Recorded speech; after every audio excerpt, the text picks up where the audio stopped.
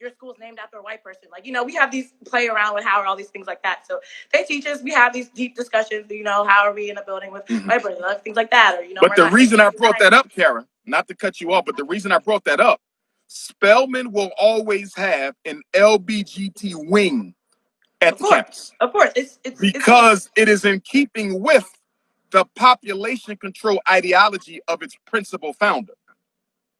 See, before Spelman received that money from John D. Rockefeller, it wasn't even called Spelman yet.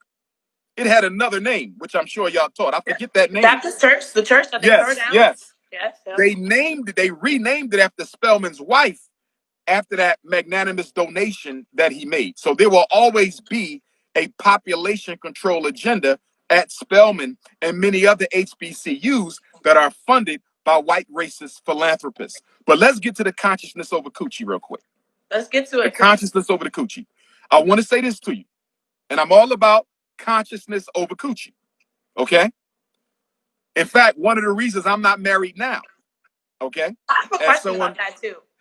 As someone who's old enough to be your father, the reason I'm not married now is because a lot of women in my generation, right?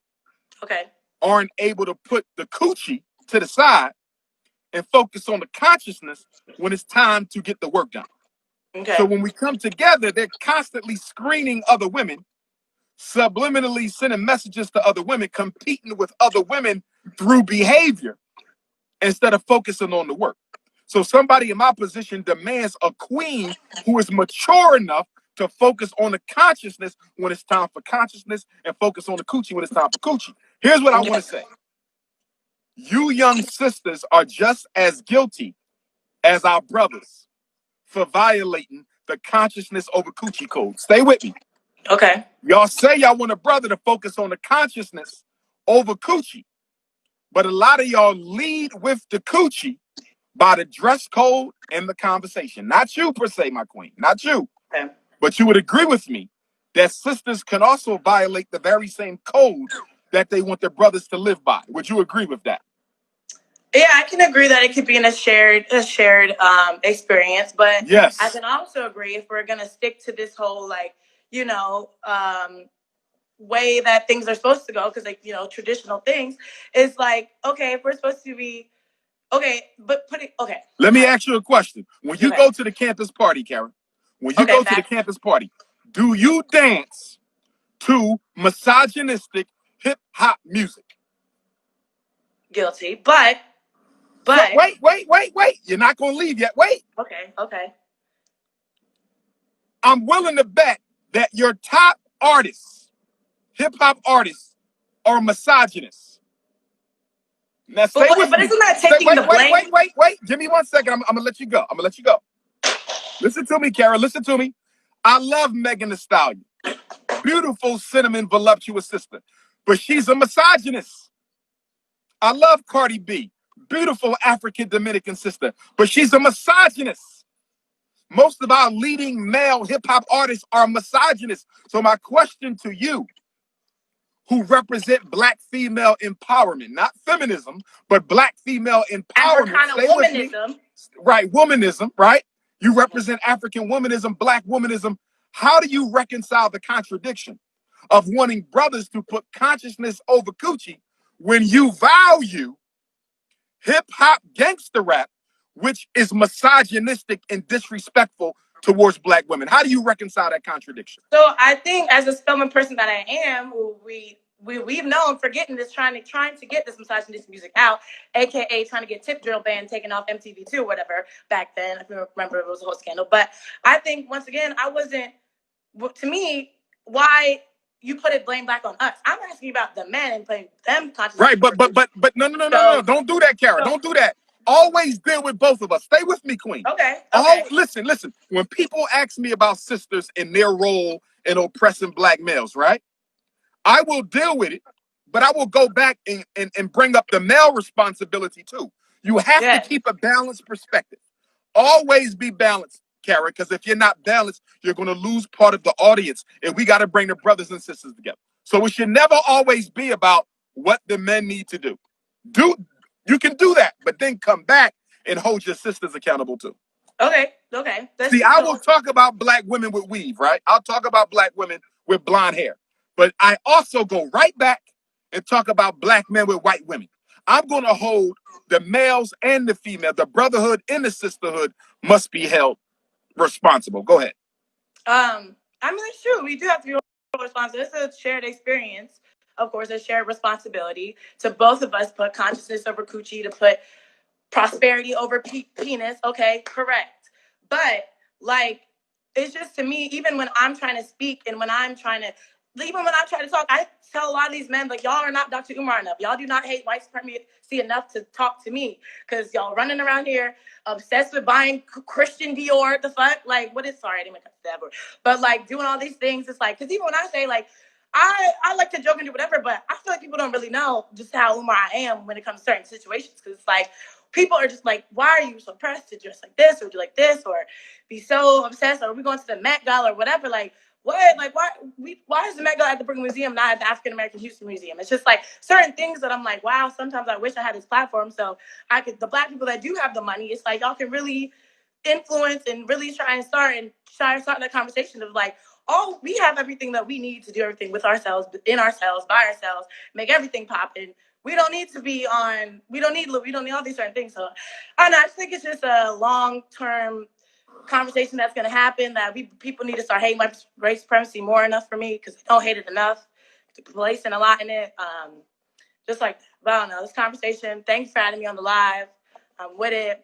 Okay. When you do that, and also, Kara, I'm going to do something for you. Okay, well. I speak in Atlanta regularly. Atlanta is a very big city for Dr. Umar. I'm in New York now, but I mean, okay, you're in New York now, right? Yeah. No, you said yeah. Okay, you're in New York now. Yeah, but I'm just. But you'll be going back for school, right? No, so I graduated. I've been going back for. Oh, you're done. You're done. Yeah, I graduated in 2018. I graduated in 2018. Okay. I work in New York City now. Okay, I will be coming to New York for my second book release, Black Parent Advocate, which will probably be sometime next month. So make sure you stay with me on Instagram and Twitter so you can come on out to that book release lecture. Okay, and when you do that, the conference, the Pan African Women Conference in Philly.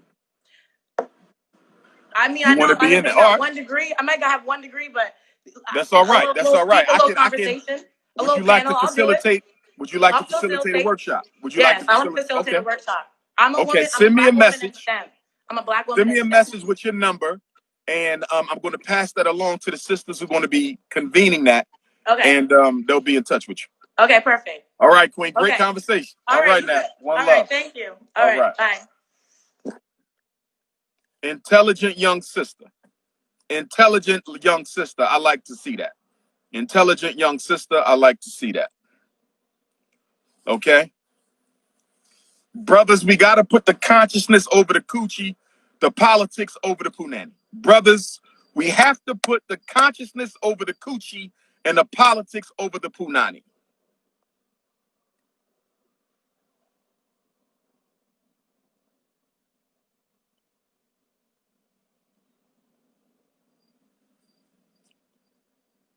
Bacardi 1, New York City. Where you at? Yo. What's going on, Bacardi? Yo, what's good, Doctor? What's good? What borough you in? I'm in Brooklyn right now. I'm actually in the gentrification part of Brooklyn. Okay. And I drive Uber and shit like that, so I'll be all over the city, working or whatever. But my question was, right, is that before all this happened, I noticed that, white people jog a lot and they run a lot. And I was thinking to myself, yo, they getting prepared for something. Because, the consistency everywhere, even during the coronavirus, they running without masks. So I'm just saying, do they know something we don't know? And then was they trying to build their immune system so it would be strong in these type of times? I think it's a little bit of all that, my brother. I think they do know some things we don't know. I also believe that they're trying to build their immune system, because if you're a young person like you or I, you want to expose yourself to those coronavirus antibodies that are in the air so that your immune system can develop resistance to them. If your immune system is strong enough to develop a resistance, then you want to expose yourself to the antibodies. You don't want to hug somebody with the virus, but you do want to get out into the world and let your immune system be exposed to what's out there so we can develop a resistance. That's how we develop resistance, by exposure to a low level of the virus. So we do need to do that. We also need to do some running ourselves, or some walking, or some bike riding. We need to do some of that too, my brother, because it's going to get worse before it gets better. I believe that this first coronavirus campaign is only the first one. I believe this was a test run. I believe they're going to let everything go back to normal. And before the decade is out, they're going to hit us with another one. So we need to be prepared. Yeah, and I'm just like, yo, it's something, because, you know, people getting shot and stuff like that. And I see the difference in New York City, where Central Park, everywhere, everybody outside, like they never quarantined. They was all out running around. They still running around out here. I'm in Brooklyn right now. They running out here with no mask. You know what I'm saying? We gotta understand what's going on, and hopefully, I'm just worrying about our kids. And it's a good thing I'm on the phone with you, because I was the first person saying, you know, stop sending my kids to school, but they moms, you know, they kind of program where they just gonna go with the school say. But you know, I guess this was a good thing that happened, because it made us realize.